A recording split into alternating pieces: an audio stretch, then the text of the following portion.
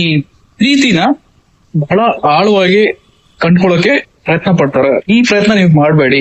ಪ್ರೀತಿ ಅನ್ನೋದು ನೀವು ಬಗದಷ್ಟು ಬರಬೇಕು ಅನ್ನೋ ಮೊಗದಷ್ಟು ತಗೋಬೇಕು ಅನ್ನೋಷ್ಟು ವಸ್ತು ಅಲ್ಲ.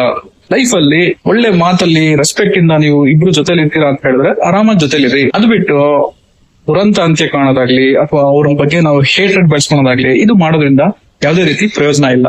ಏನೋ ಒಂದು ಮನಸ್ಸು ಹೊತ್ತು ಏನೋ ಒಂದು ಇಷ್ಟಪಟ್ಟು ಕೆಲವು ಕಾಲ ಕಳೆದಿರ್ತಾರೆ, ಬಟ್ ಅದೇ ಪ್ರೀತಿ ಅನ್ಕೊಂಡು ಮದುವೆ ಕೂಡ ಆಗ್ಬಿಡ್ತಾರೆ. ಆಮೇಲೆ ಅವ್ರಿಗೆ ಅನ್ಸಕ್ ಶುರು ಆಗುತ್ತೆ ಇದು ನಮ್ಗೆ ಇದ್ಯಾಕೋ ನನ್ ಸರಿ ಬರ್ತಾ ಇಲ್ಲ ಅಂತ. ಬಹಳ ಮಂದಿ ಇಲ್ಲೇ ಎಡಬೋದು. ಯಾಕಂದ್ರೆ ನೀವು ಮೀಟ್ ಮಾಡಿದಾಗ ಅವ್ರನ್ನ ಅರ್ಥಕೊಳುವಾಗ ನೀವು ಚೆನ್ನಾಗಿರ್ತೀರ. ಅವ್ರು ಯಾರು ಅಂತ ಅರ್ಥಕೊಂಡ್ಮೇಲೆ ನಿಮಗೆ ಅವ್ರ ಮೇಲೆ ಮೊದ್ಲಿದ್ದ ಒಂದು ಆಸಕ್ತಿ ಇರಲ್ಲ. ಇದು ಸ್ಲೋಲಿ ರಿಜೆಕ್ಷನ್ ತರ ಭಾವನೆ ವ್ಯಕ್ತಪಡಿಸ್ತಾ ಇರ್ತೀರಾ ನೀವು. ಅಂದ್ರೆ ಏನು ನೀವು ಇಂಟ್ರೆಸ್ಟ್ ತೋರ್ಸಲ್ಲ ಅವ್ರ ಬಗ್ಗೆ, ಮತ್ತೆ ಏನೋ ಅವ್ರ ಜೊತೆ ಮಾತಾಡಿದ್ರೆ ಇಷ್ಟ ಆಗಲ್ಲ, ಈ ತರ ಆಗ್ಬಿಡುತ್ತೆ. ಯಾಕಂದ್ರೆ ನಿಮ್ಗೆ ಅವ್ರ ಬಗ್ಗೆ ಗೊತ್ತಾಗ್ಬಿಡುತ್ತೆ. ಈ ತರ ಸಂದರ್ಭದಲ್ಲಿ ಸ್ವಲ್ಪ ಬ್ರಾಡ್ ಆಗಿ ಥಿಂಕ್ ಮಾಡಿ ಅವ್ರ ದಾರಿಗೆ ಅವ್ರನ್ನ ಬಿಟ್ಟು ನಿಮ್ ದಾರಿಗೆ ನೀವಿದ್ರೆ ಅದು ಸುಖಾಂತ್ಯವಾಗಿ ಆಗುತ್ತೆ. ಇಲ್ಲ ಅಂದ್ರೆ as is read in news papers ದುರಂತ ಅಂತ್ಯ ಆಗುತ್ತೆ. ಜಗತ್ತಲ್ಲಿ ಈ ದುರಂತ ಅಂತ್ಯಗಳಿಗೆ ಬಹಳಷ್ಟು ಕಾರಣಗಳು ಇರ್ತವೆ. ಅಂದ್ರೆ ಕೆಲವೊಂದು ನೈಸರ್ಗಿಕವಾಗಿ ದುರಂತ ಕಾಣ್ಬೋದು, ಕೆಲವೊಬ್ರು ಆಕ್ಸಿಡೆಂಟ್ ಅಲ್ಲಿ ದುರಂತ ಕಾಣ್ಬೋದು.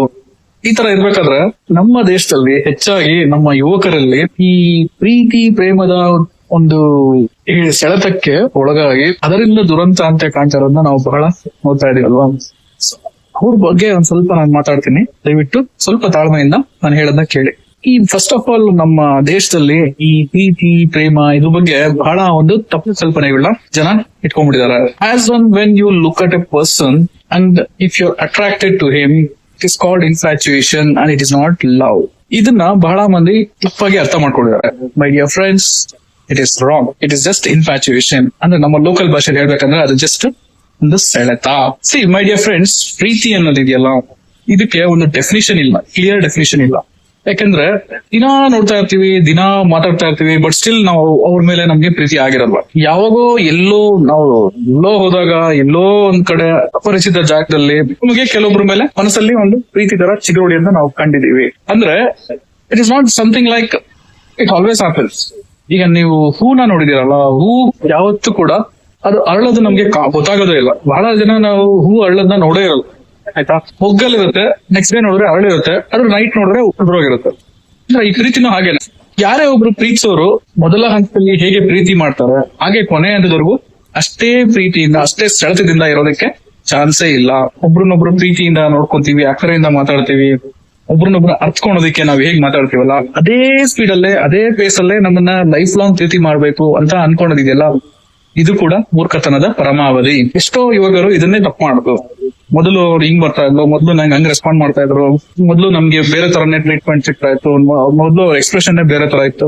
C grow up man, mature ಆಗಿ ಯೋಚನೆ ಮಾಡಿ. You not still a young person. ಹಾಗಾದ್ರೆ ಹೇಳಿ ವಯಸ್ಸಾದ್ಮೇಲೆ ಪ್ರೀತಿ ಇಲ್ಲ ಅಂತಲ್ಲ, ಅದು ವ್ಯಕ್ತಪಡಿಸೋ ರೀತಿನ ಬೇರೆ ತರ ಇರುತ್ತೆ. ಒಂದು ಸತ್ಯ ಹೇಳ್ತೀನಿ ಕೇಳಿ, ನೀವು ಯಾರನ್ನಾದ್ರೂ ಇಷ್ಟಪಟ್ಟು ಅವ್ರ ಜೊತೆ ಇದೀರಾ ಅಂತ ಹೇಳಿದ್ರೆ ದಯವಿಟ್ಟು ಅವ್ರನ್ನ ಫ್ರೀ ಆಗಿರಕ್ ಬಿಟ್ಬಿಡಿ. ಪ್ರೀತಿ ಅನ್ನೋದು ನಾವು ಅವ್ರನ್ನ ಎಷ್ಟು ಸ್ವತಂತ್ರವಾಗಿ ಬಿಡ್ತೀವಿ ಅದ್ರ ಮೇಲೆ ಡಿಪೆಂಡ್ ಆಗುತ್ತೆ. ಯಾವಾಗೂ ನೀವು ಕಂಟ್ರೋಲ್ ಮಾಡಕ್ ಹೋಗ್ಬಾರ್ದು.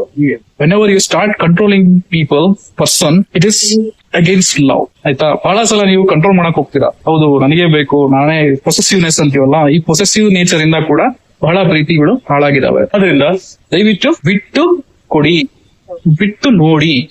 ಅವ್ರು ನಿಜವಾಗ್ಲೂ ನಿಮ್ಮನ್ನ ಇಷ್ಟಪಟ್ರೆ ಅವ್ರು ನಿಮ್ಮ ಹತ್ರ ಇರ್ತಾರೆ, ಅವ್ರು ಬೇರೆಯವ್ರ ಸಹವಾಸ ಕೂಡ ಮಾಡಲ್ಲ. ನೀವು ಯಾವಾಗ ಕಂಟ್ರೋಲ್ ಮಾಡಕ್ ಸ್ಟಾರ್ಟ್ ಮಾಡ್ತೀರಾ ಆಗ ಅವರು ಬೇರೆಯವ್ರ ಹತ್ರ ಹೋಗೋದಕ್ಕೆ ಮನಸ್ಸು ಎಡೆ ಮಾಡಿ ಕೊಡುತ್ತೆ. ಮೆಚುರಿಟಿಯಿಂದ ಥಿಂಕ್ ಮಾಡೋದನ್ನ ಕಲೀರಿ.